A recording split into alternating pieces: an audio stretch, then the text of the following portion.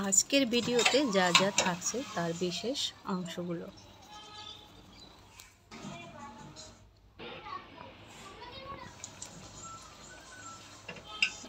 এই গোলা দিয়ে পিঠা তৈরি করলে দারুণ ফুলে সব থাকে।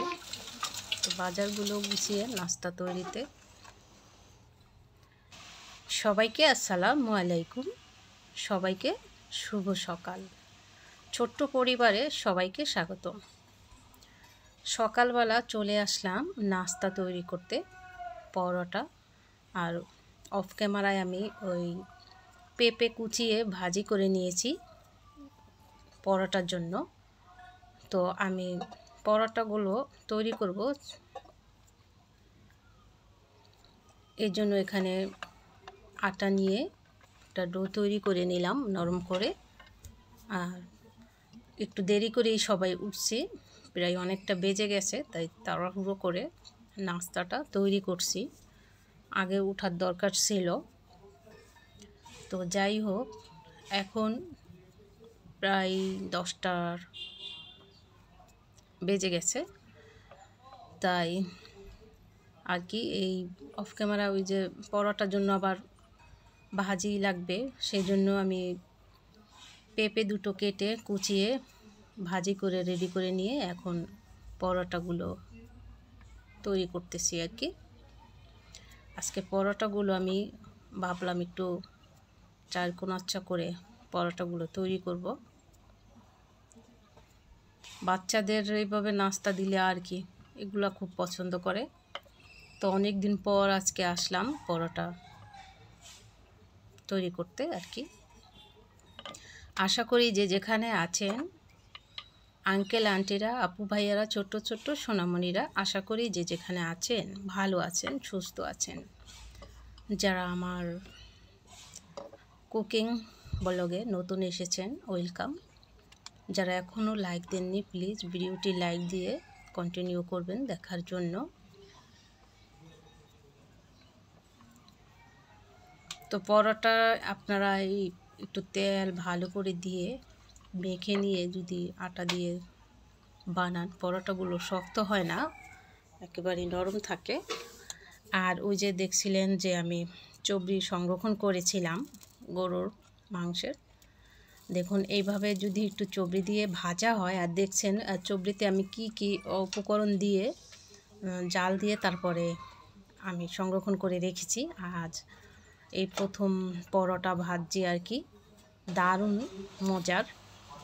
আপনারা এইভাবে কিন্তু সংরক্ষণ করতে পারেন। কিভাবে করেছি সেই ভিডিও কিন্তু দেওয়া আছে। খুবই মজার লাগে আর কি, খুবই মজা হয়, একটা ফ্লেভারও হয়। আজকে এই যে কাজে লাগলো। আপনাদের এইভাবে চবড়ি থাকলে এইভাবে কি কি মশলা দিয়ে আমি এই চবড়িটা সংরক্ষণ করেছি সেই ভিডিও সম্পূর্ণ দেখে আপনারা করতে পারেন, রেখে দিতে পারেন। ওই যে আরেকজন ওই পাশ দিয়ে খেয়ে বাইরে যাবে, বাজার আনতে যাবে, তাই ওই যে ভাজি নিচ্ছে, পরোটা নিচ্ছে আর খাচ্ছে, আর এইদিকে আমি আর কি করতেছি। তো যাই হোক, প্রায় পরোটাগুলো ভাজা শেষ। এখন ভাজির সাথে আবার দেখা যায় একটা করে ডিম, বাচ্চারা না হলে হয় না, তাই আর কি চলে আসলাম ডিম পোস্ট করতে। ডিমও পোস্ট করে নেই।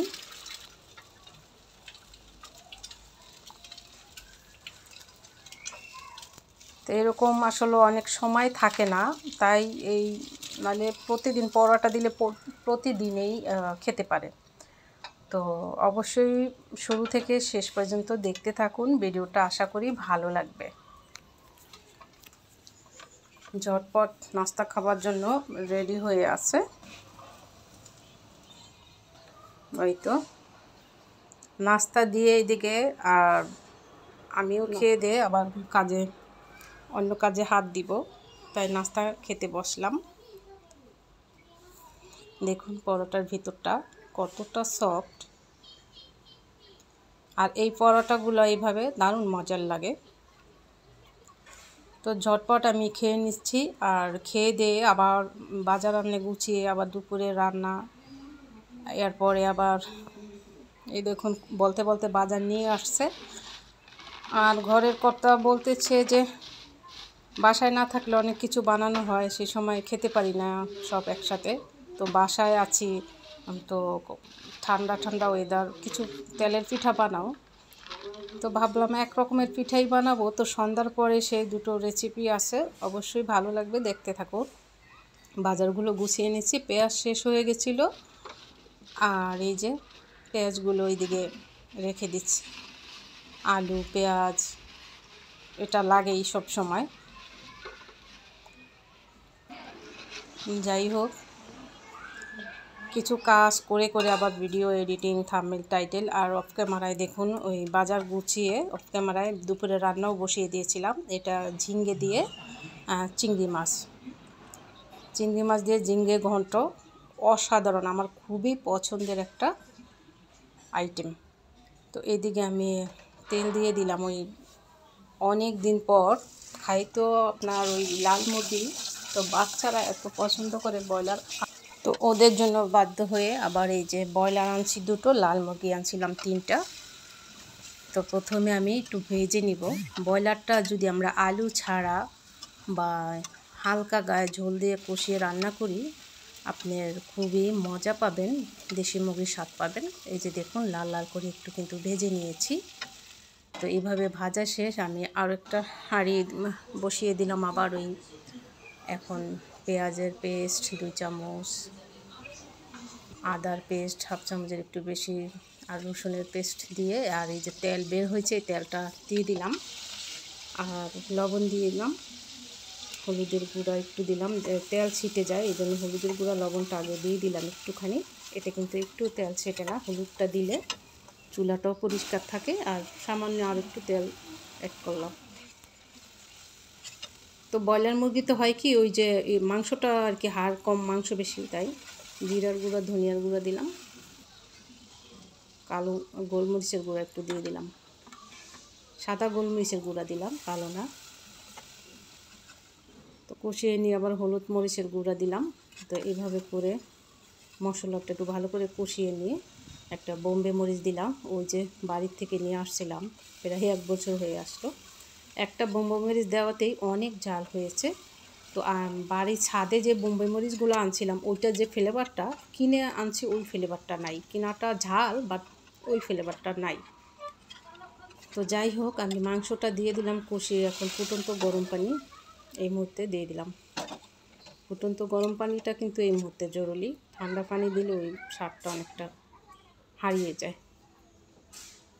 তো আর একটু টেনে যাবে, তারপর নামিয়ে ফেলব।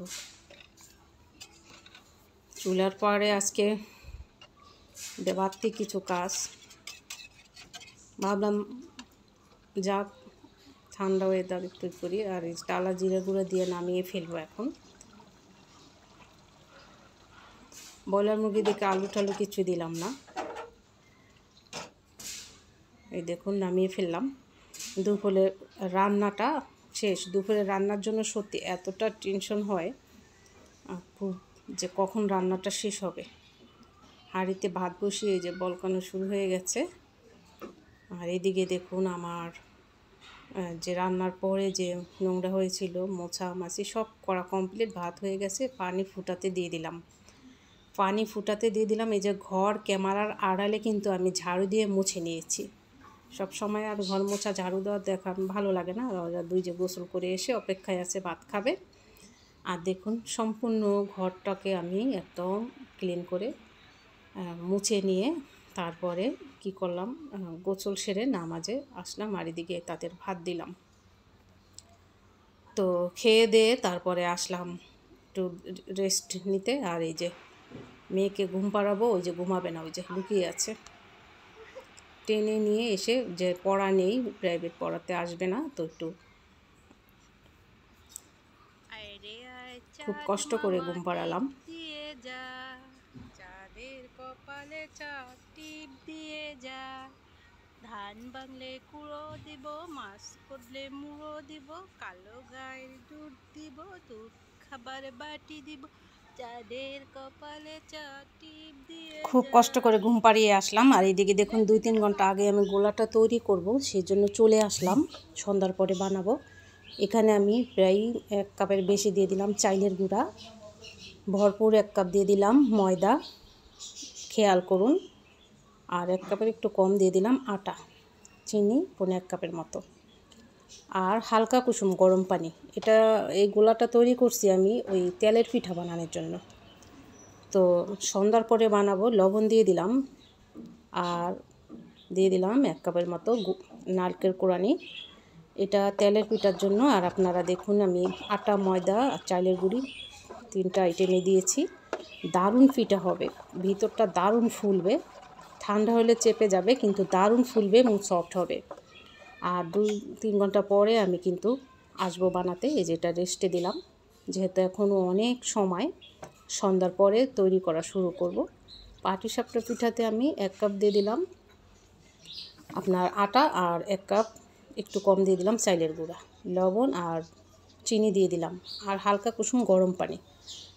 এটা আপনার এই যে পাটিসাপটা আপনার ময়দা অথবা আটা, চাইলের গুঁড়া দিলেই হবে, 3 পাত না দিলেও হয়। আর এই যে দেখুন পাটিসাপটাটা একটুখানি পাতলা করেছি আমি গোলাটা।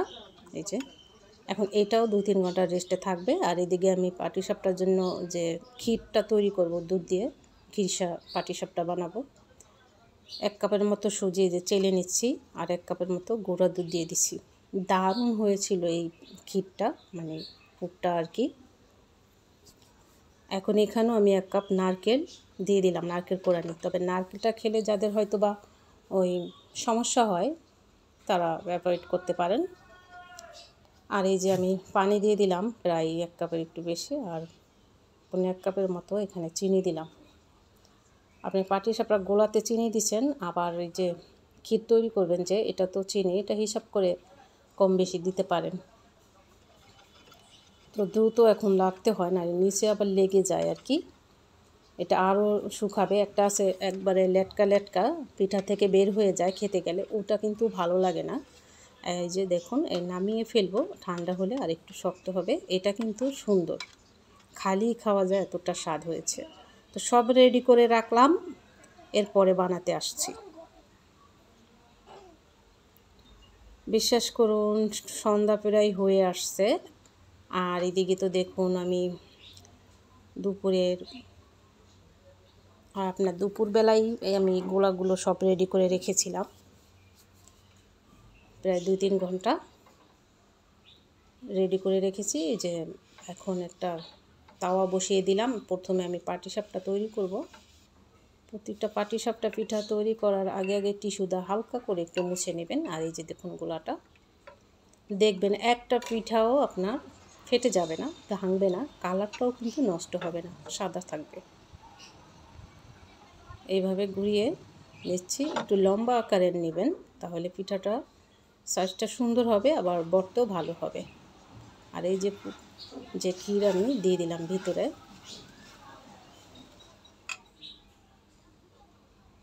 বেশি তেলও না, একদম টিস্যু দিয়ে মুছে নেবেন, তাহলে সুন্দরভাবে পিঠাগুলো উঠে আসবে, আর পিঠাগুলো দাগ আসবে না। এই পিঠাটা আমার খুবই পছন্দের।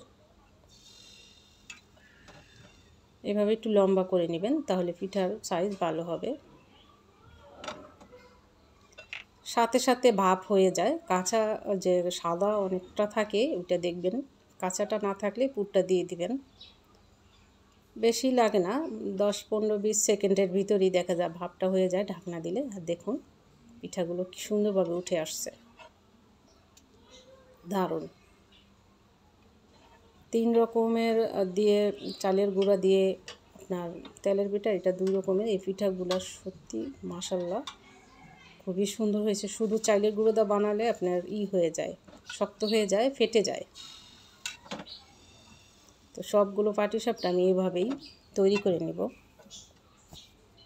ভাবলাম যেহেতু ওই অফিস নেই, বাসায় বাচ্চারা বলতেছিল, ওই যে বললাম সব সময় বানাই এটা ওটা, অফিস থেকে এসে ভাত খাবে না, বাজে রকম কিছু খাবে, বাসায় আছি এখন বানাও একটু, তো আবদার রাখতে হয়।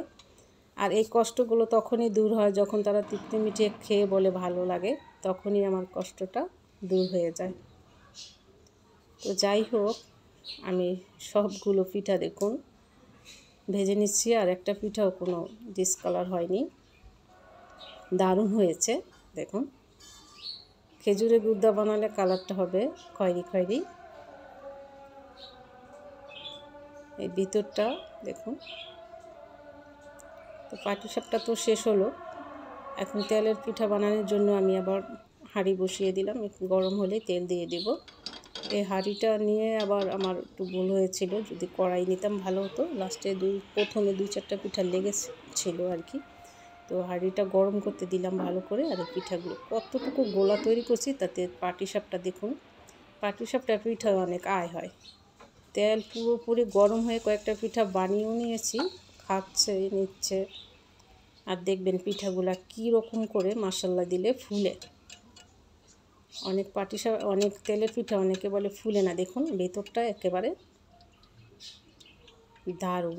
ভেতরটা ফুলে প্রত্যেকটা পিঠাই ফুলবে।